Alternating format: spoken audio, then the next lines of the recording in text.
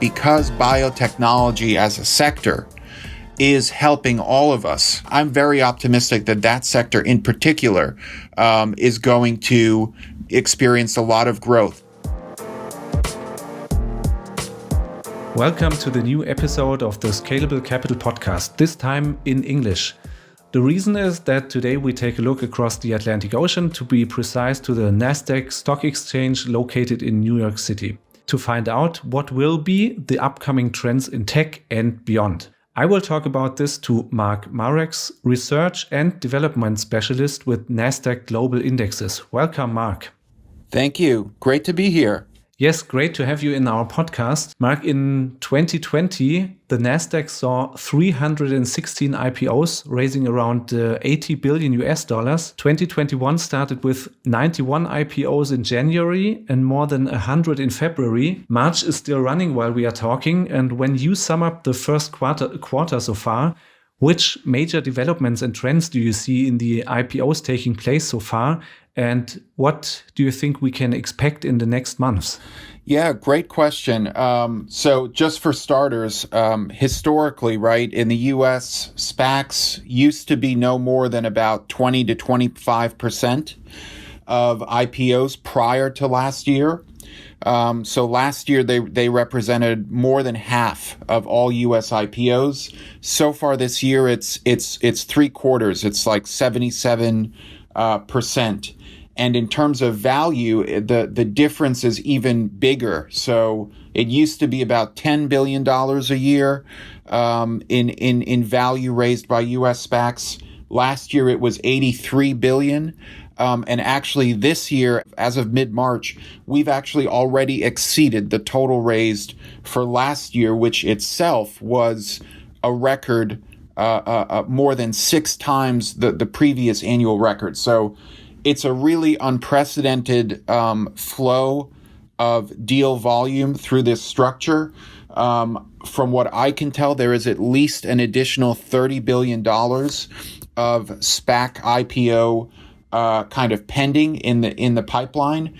And yes, so far this year, when you compare the SPACs versus traditional operating companies that are IPOing, the value raised by SPACs is about 3 times the amount of the traditional IPOs. So really, really exceptional kind of environment for raising money in this type of structure. Typically, you have seen SPACs require about 2 years for investors to give them a target to find, to merge with. Those deals have been getting done much faster, right? A month, a couple months, 3 months maybe on average over the past year. So that's keeping costs low for the end investors, lower than average. And that's kind of just adding momentum to people kind of continuing to do these deals. And, we don't know, frankly, how much longer it's going to go on. At Nasdaq, we're getting ready to do our first really big direct listing with Coinbase in April. That company might be valued at close to $100 billion. That's a segment of the IPO market that the New York Stock Exchange has kind of been owning the last couple of years, most of the big deals there. And that's another kind of new segment of the IPO market that really didn't exist prior to a few years ago, and is all part of, I think, this trend of, especially tech companies, especially Silicon Valley kind of venture capital funded companies, looking beyond the traditional IPO process with the big Wall Street banks and trying to paint themselves as kind of democratizing finance, going straight to the retail investor, going straight into the market and kind of bypassing, the traditional finance ecosystem. So I think it's all kind of consistent with trends that we've seen over several years building. But certainly the last year, liquidity has just been plentiful all over the equity and even other asset class markets. And I think that's really helping fuel the SPAC craze right now. One more detailed question regarding the SPACs. At the moment, a SPAC has its IPO. The target is not yet revealed and not yet clear. What in which sectors do you expect most of the SPACs to find their target? Yeah, that's a good question. It really depends because there are SPACs that even though they don't say a specific target, they say which sector of the economy they want to invest in. So we've seen a number of SPACs recently focus on the kind of consumer space. There have also been, a number of SPACs come out that are focused on the kind of EV, right, the electrical vehicle or green energy space. I think the advantage with SPACs for some of these companies, right, that end up being targets is the level of disclosure is lower. The standards for a company becoming public through a SPAC process are lower. And so for some of these new economy new economy sectors, you can have a company that doesn't have earnings or doesn't even have revenues yet, but simply has a very solid, set of intellectual property and a business plan, and they can come to market and go public much sooner via this process. And that's, I think, where you're seeing a lot of the kind of unique deals happen that wouldn't happen through a traditional IPO or even through a direct listing type of process. And when we now look at the non-SPAC IPOs that happened so far this year, where do most of the companies stem from? Which sectors do they belong to? So, yeah, I mean, as I mentioned, we have Coinbase was supposed to have its direct listing with Nasdaq in this month of March. They've pushed it back to April. They're for folks who don't know, they're sort of the largest cryptocurrency exchange operator and are diversifying into other kind of business areas within the cryptocurrency industry. That's going to be a big one. I know that there were some recently, I think Coupang from South Korea did their IPO on the New York Stock Exchange. That was a very big deal, a kind of e-commerce type of listing. And then the big one for us recently, it wasn't this year, it was late last year, was Airbnb. Right, which I think on its own is valued at more than the top 3 or top 5, I don't remember the exact number, internet travel sites like Expedia and Booking. Really just a tremendous growth story with Airbnb, even despite the pandemic, right? In many ways, the pandemic actually helped their growth story because people got afraid of doing international travel and going to big crowded hotels and resorts, and found a much better proposition to go rent out, a private residence. And Airbnb is by far the market leader. So at Nasdaq, we're very happy that they decided to list with us. Nasdaq is often called the tech stock exchange, in German the Technologiebörse, although there are not only tech companies listed. However, today the technology sector has a weight of 47% in the Nasdaq Composite Index, while consumer services are at 19%, healthcare at 10%. And when we take a closer look, there is also more tech behind the surface. What do I mean with that? We have tech-based business models and companies that are not classified as tech companies. For example, Amazon is consumer services, but tech-based. You mentioned Airbnb is a finance company in the classification system, but is also a lot tech-based. So when we look at this, what can we expect? Will the tech sector, in a narrow sense, grow stronger in the coming years, or will tech outside the tech classification grow stronger? What do you expect? That's a great question. And actually, we just published a very long research paper looking at the last 20 years in the Nasdaq 100 index.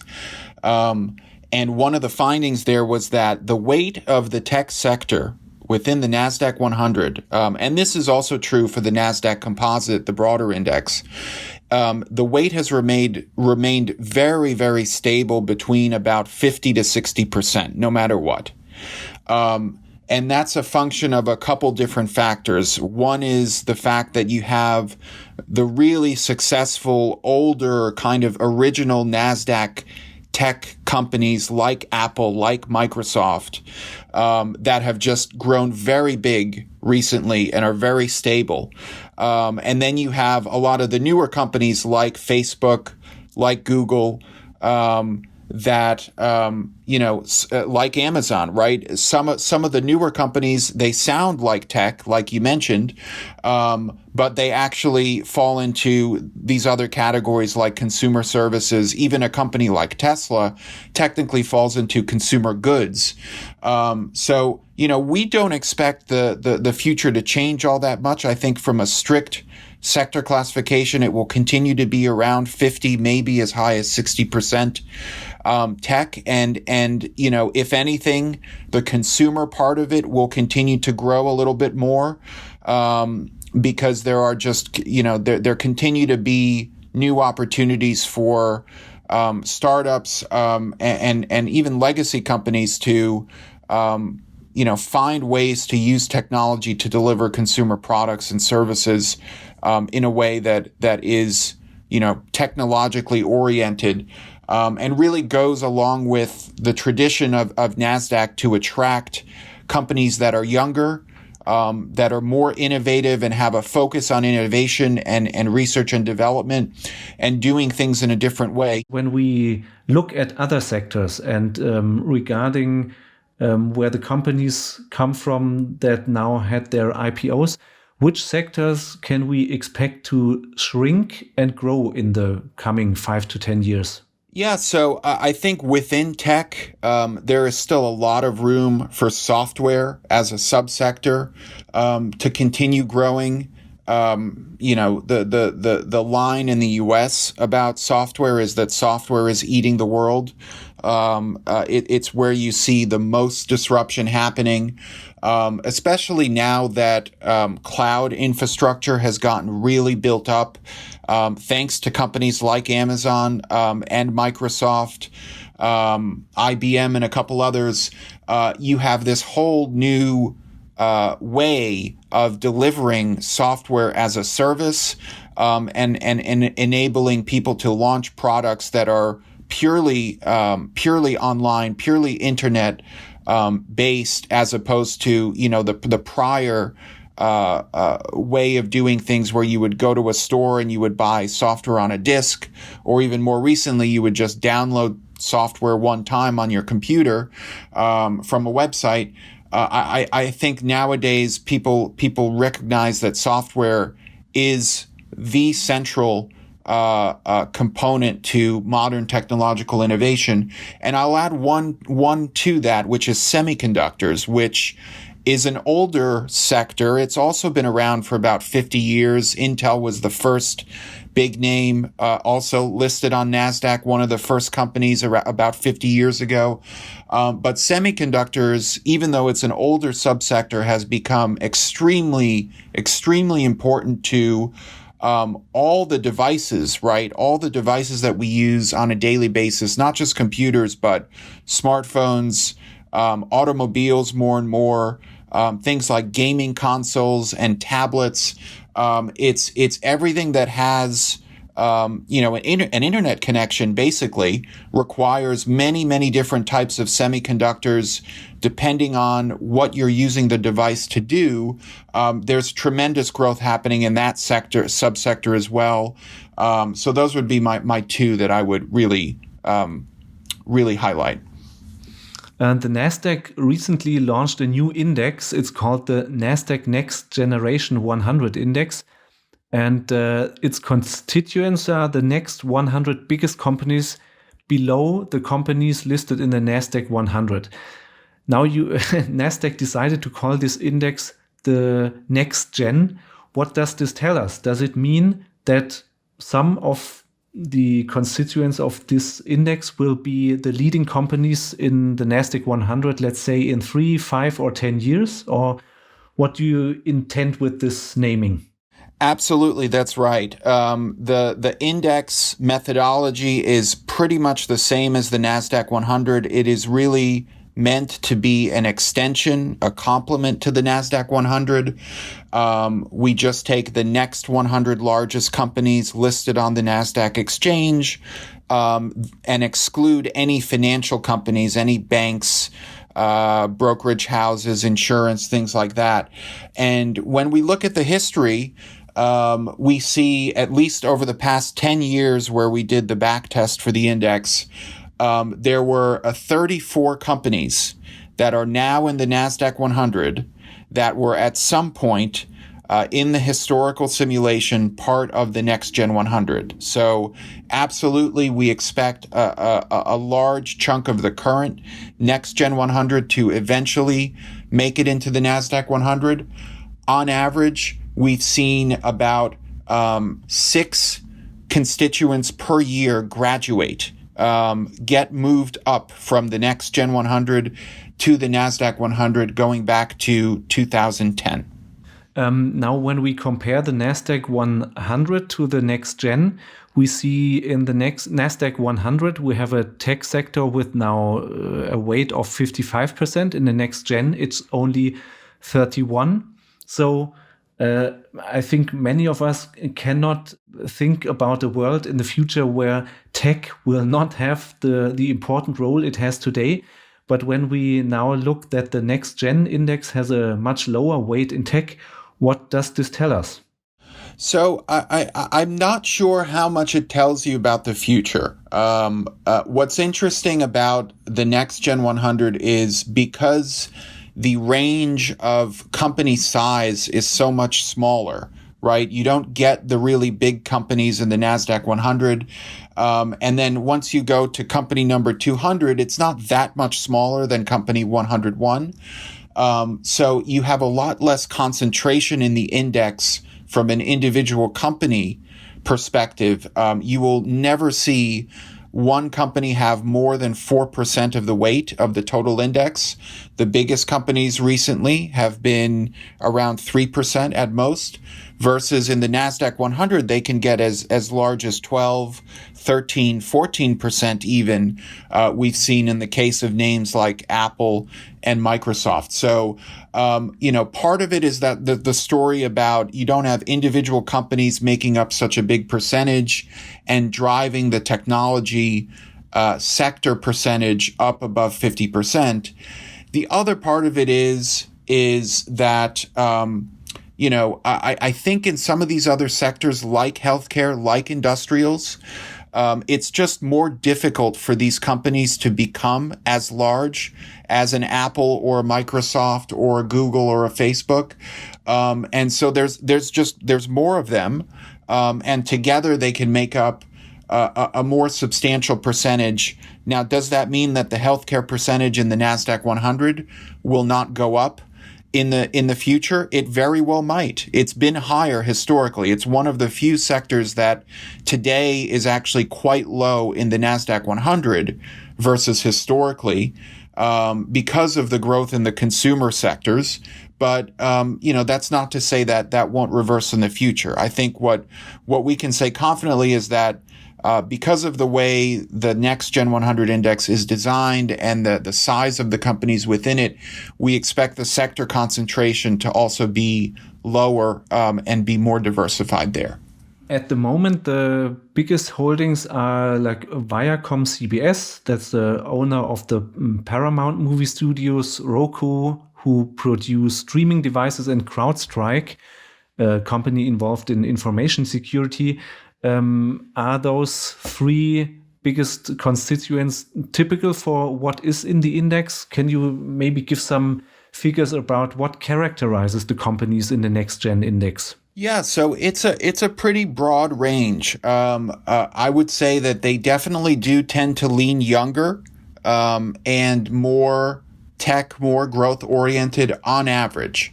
But that's not to say that there isn't a nice diverse mix of companies in the index. Like I said, because the companies in some of the other sectors just don't get as large in terms of market cap these days as some companies in tech or consumer do.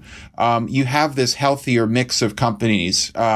Maybe healthier is not even the right word, just more diversified. So if you look within industrials, for example, there are 4 companies in the Next Gen 100 that are in trucking and transportation services.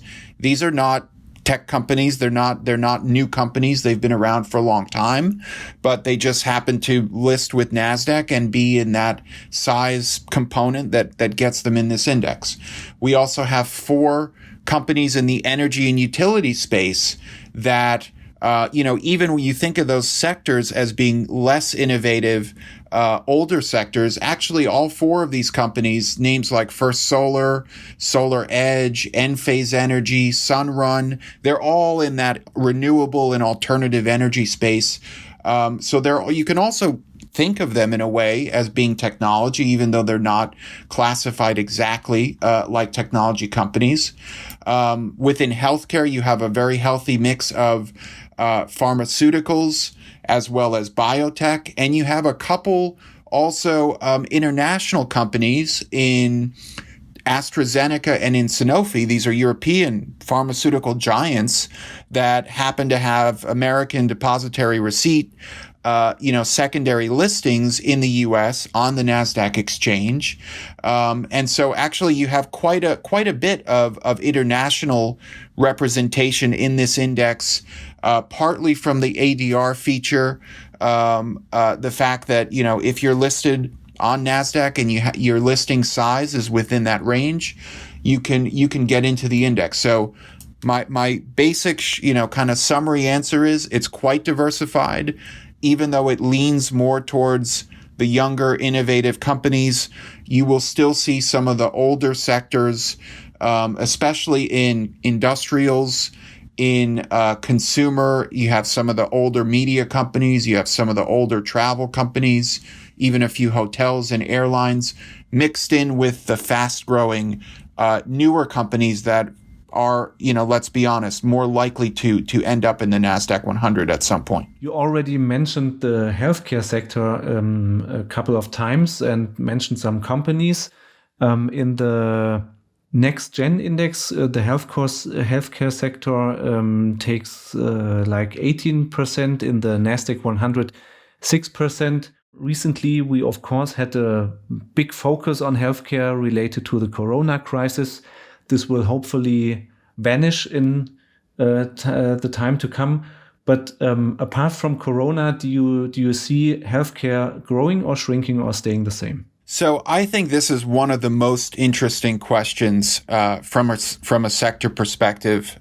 When I was doing some research on our biotechnology index last year, a lot of what I was finding was kind of historical support for this idea that because biotechnology as a sector is helping all of us with the coronavirus pandemic, not just the treatment, but also the vaccination.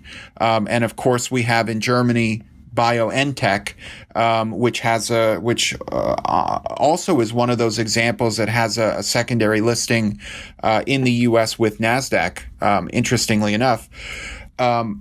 I think there's a very strong argument you can make that there will be increasing investor funds flowing into the industry, and there will be increasing government support in terms of potentially, being more receptive to lowering some regulatory hurdles, in terms of getting new products approved, and in general, just looking at the sector as being a real kind of partner to humanity as opposed to just another place of business. I think there's a tremendous growth opportunity from that perspective, and also from the perspective of it's one of the sectors that has been lagging in terms of adopting new technology. There's a huge pipeline of technological innovation, especially in things like genetics, where we are just starting to see the early impacts of how it's going to allow us to develop new drugs, new treatments, new therapies in a much faster and cheaper fashion in the coming years. And I'm very optimistic that sector in particular is going to experience a lot of growth. It's unclear to me if companies in that sector will get as large as Apple or Microsoft. Maybe not. But I think the reason the percentage weight is larger in the Next Gen 100 is because you're seeing a lot of those faster growing, smaller names really start to find success in biotechnology specifically. When we focus on the healthcare companies, especially in the Next Gen index, are there like some main focuses most of those companies deal with? Yes. So I think there's a few different ways of looking at it. One is the traditional pharmaceutical lens, right? So the names like AstraZeneca and Sanofi that are part of the index, those are much bigger companies than the typical company in the Next Gen 100, and they're only in the index because of the secondary listing in the U.S. and how much smaller that listing is than the main listing. But if you think about pharmaceuticals, right, the idea is that their clinical trials, their drug developments, will start to make use more of new technologies like artificial intelligence, like machine learning, to basically help them run clinical trials faster, more efficiently, more cheaply, and have fewer failures. And that can both bring treatments faster to market as well as reduce the cost, right? Reduce the cost to produce and reduce the cost to the end consumer. So we see that technological impact featuring very strongly in the pharmaceutical sector. Now, in biotechnology, it's a totally different consideration because of things like, the vaccinations, the things that companies like BioNTech and Moderna are doing with mRNA, a totally new approach to vaccinations. That is core biotechnology. That is not, pharmaceuticals and kind of doing clinical trials with pills or with other kind of treatments like that. And then there's the whole, as I mentioned earlier, kind of phase of genetics, right? People finding ways to cure cancer and other diseases by doing things like gene therapy or gene editing, which is just a completely, totally different field of medical research that has its own unique, technological inputs to be able to test and actually deliver something like that. So these are all kind of different areas within healthcare that I see technology in the next decade. I think just as it transformed a lot of the older consumer businesses, consumer retail, and moved it into e-commerce, I see a lot of change happening in the next decade in all of these kind of different subsectors of healthcare as a result of the technological progress that has been made over the past 10 or 20 years. So one takeaway for everybody who watches the markets and is thinking about where to invest is maybe the technology sector in a narrow sense will not grow that much bigger, but technology will also be a stronger part of the healthcare sector. That's right. I think there are very few parts of the economy today that are not impacted by technology. So even if you are looking outside of the traditional tech sector classification, you mentioned it earlier today. Nasdaq is thought of as a tech exchange, and the indexes are thought of as tech indexes. They're really not. They're about 50% at most. Kind of traditional technology when you think about things like software, like semiconductors and other hardware, and internet technology, right? And then there's the whole other sphere of influence that technology has, whether it's fintech on financial services, whether it's biotechnology on healthcare, whether it's e-commerce on retail and consumer goods. Or whether it's, internet technology impacting things like travel, and the fact that we can, we don't need travel agents anymore. We can book all the travel ourselves, and we also don't need to stay at hotels. We can stay at an Airbnb. So the impact is broad. I think very few sectors will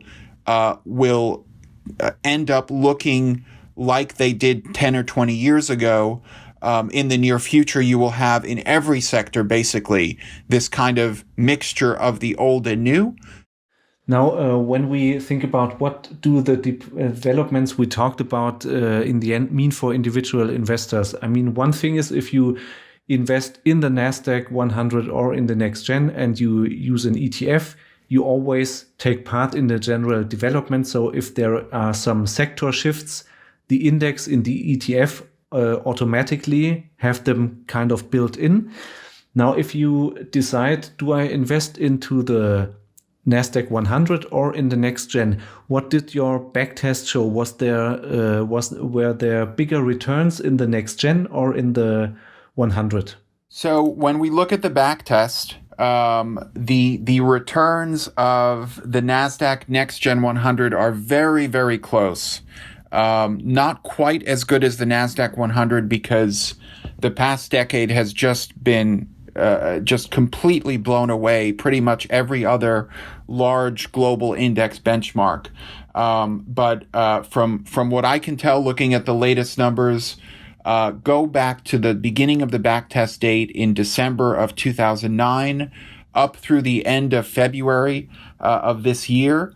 On a price return basis, the Next Gen 100 would have returned 549%. So not bad at all, from a returns perspective. And again, given that it is tends to be less concentrated from an individual component perspective, as well as from a sector perspective, I think it's a very, very nice story to talk about that index as a real complement. I just looked at the Nasdaq 100 returns over the same period, 614% from a price perspective. So a little bit higher, but not much higher. They are very, very similar, at least from what we can tell so far from a performance perspective. Okay, and regarding the risk and volatility? So far, they are pretty similar. The Next Gen 100 is going to be a little bit more volatile at times because of the fact that some of the names are smaller, and maybe earlier in their growth stage, right? If you think of the Nasdaq 100, it's more of a mature growth index, whereas the Next Gen 100 is more of a mid-cap growth index. So definitely at times it may be a bit riskier, it may be a bit more volatile, depending, I think, more on market sentiment and how the market prices in the risk of investing into earlier growth stage companies. But overall, we do not see it being, on average, a substantially riskier index than the Nasdaq 100. So, Mark Marex, thank you very much for your insight into what is happening in the IPO space at the Nasdaq, what we can expect from several sectors, from healthcare to tech, to happen, and also about the information about the indexes, Nasdaq 100 and Nasdaq Next Gen. Thanks a lot. Thank you so much. It was a pleasure to be here, and I hope everyone enjoyed the podcast. Yes, I hope our listeners can take away something from it for their personal investment. So I say goodbye and hope we can welcome you soon to our next episode in the Scalable Capital Podcast.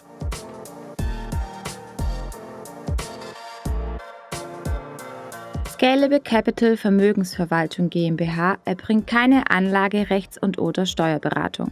Sollte dieser Podcast Informationen über den Kapitalmarkt, Finanzinstrumente und/oder sonstige für die Vermögensanlage relevante Themen enthalten, so dienen diese Informationen ausschließlich der Erläuterung der erbrachten Dienstleistungen. Die Kapitalanlage ist mit Risiken verbunden. Bitte beachten Sie hierzu die Hinweise auf unserer Internetseite.